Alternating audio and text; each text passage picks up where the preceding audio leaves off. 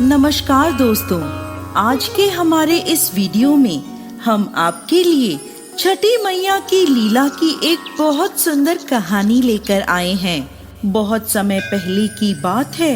एक बुढ़ी अम्मा थी, उनके एक बेटा और एक बहू थे। बुढ़ी अम्मा छठी मैया की परम भक्त थी और हर साल पूरी श्रद्धा से छठी मैया का व्रत करती। परंतु बहू नए विचारों वाली थी। वो पूजा पाठ में विश्वास नहीं करती थी। एक बार बुढ़ी अम्मा छठ पर्व करने की तैयारी कर रही थी। बुढ़ी अम्मा की बहू उन पर हंसने लगी और बोली, अम्मा, दुनिया कहाँ से कहाँ चली गई है। लोग आसमान को छू रहे हैं और आप आज भी इतनी अंधविश्वासी हो। पढ़ी लिखी बहुओं का छठी मैया की परम भक्त बुढ़ी अम्मा पर कोई असर नहीं हुआ। वो तो बस अपनी तैयारियां करती रही। बहू फिर बोली, अम्मा, ये सब बेकार की बातें हैं। इस उम्र में 3 दिन तक भूखी रहोगी तो खुद पर ही मुसीबत लाओगी। ना जाने क्यों भूखे प्यासे लोग खुद को सताते हैं।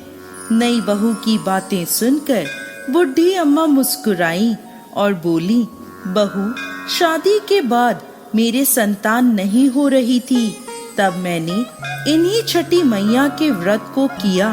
तब छठी मैया ने मेरी पुकार सुनी और ये तेरा पति छठी मैया का ही प्रसाद है। तू भी इस वर्ष छठी मैया का व्रत कर, माता तेरी भी पुकार सुनेंगी और तेरी गोद भी हरी हो जाएगी। मगर नए युग की नए सोच वाली बहू किसी का कहा सुनने वाली नहीं थी। बोली, मैं पूजा पाठ नहीं करने वाली। सुंदर पति मिला है, जीवन में हर सुख मिला है, आलीशान घर है, दिन रात मस्त रहती हूँ। पूरे गांव में मुझ जैसा धनवान कोई नहीं है। सासू माँ इस दुनिया में कर्म प्रधान है। बुढ़ी अम्मा के लाख समझाने के बाद भी बहू पर कोई असर ना हुआ। वो नास्तिक थी। इतने में बुढ़ी अम्मा का बेटा वहां आया और बोला, ठीक है, तुम्हें पूजा पाठ नहीं करनी तो मत करो, लेकिन तुम मेरी माँ से झगड़ो मत और जाकर तैयार हो जाओ। छठ माता के घाट पर जाने का समय हो गया है।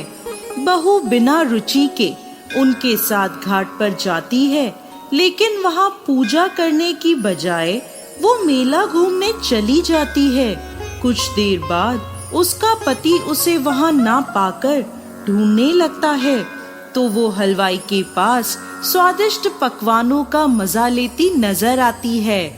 पति उसे कहता है, अरे तुम यहाँ तक आई हो, कुछ देर माँ के साथ बैठो। पत्नी झुंझलाकर बोली, ना जी, मैं पूजा पाठ में नहीं बैठने वाली, मैं तो मेला घूमूंगी। आप ही करो ये पूजा पाठ।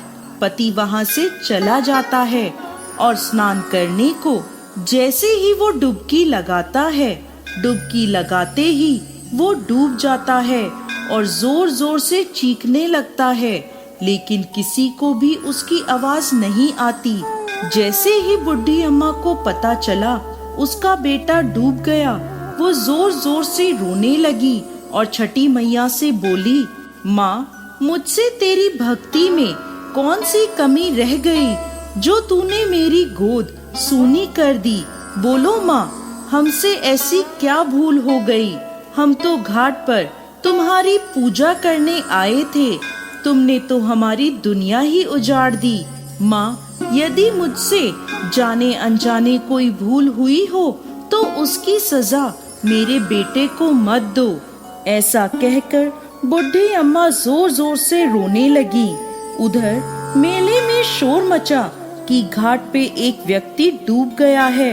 सुनकर बहू दौड़ी दौड़ी वहां आती है और देखती है कि उसकी सास रो रही है और उसका पति डूब गया है, तो उसे सदमा लग जाता है। वो जोर जोर से चीखती हुई बुढ़ी अम्मा से कहती है, मैंने पहले ही कहा था अम्मा, ये छठ के चक्कर में मत पड़ो। सब ढोंग है, अंधविश्वास है। और देखो, आज मेरा पति मुझसे दूर चला गया। ये घटना देखकर सभी लोग मन में छठी माता को पुकारते हैं, हे माँ, इस बुढ़िया की पुकार सुन लो। छठी मैया तो है ही दयालु। माता कभी अपने भक्तों को निराश नहीं करती। इधर पुत्र वियोग में बुढ़ी अम्मा जैसे ही जान देने नदी में कूदने लगती है, तभी नदी में से एक लहर उठती है और उसी लहर में से बुढ़ी अम्मा का बेटा बाहर आ जाता है। ये देख छठ घाट पर खड़े सभी लोगों की आंखें खुली की खुली रह जाती हैं। बुढ़ी अम्मा खुशी से रोने लगती है। बहू भी खुशी के मारे जोर जोर से रोने लगती है। इतने में तेज गर्जना के साथ छठी मैया प्रकट हुई और बोली, मैं कभी अपने बच्चों का अहित नहीं करती। मैंने तुम्हारी आंखों से अज्ञान का पर्दा हटाने के लिए तुम्हारे पति को पानी में डुबाया था। मैं सदैव अपने भक्तों की रक्षा करती हूँ। इस कलयुग में जो भक्त मेरी पूजा करता है, मैं उसकी मनोकामना पूर्ण करती हूँ। ये कहकर छठी मैया अंतर्ध्यान हो गईं और घाट पर मौजूद सभी लोगों ने छठी मैया की जय जयकार करी।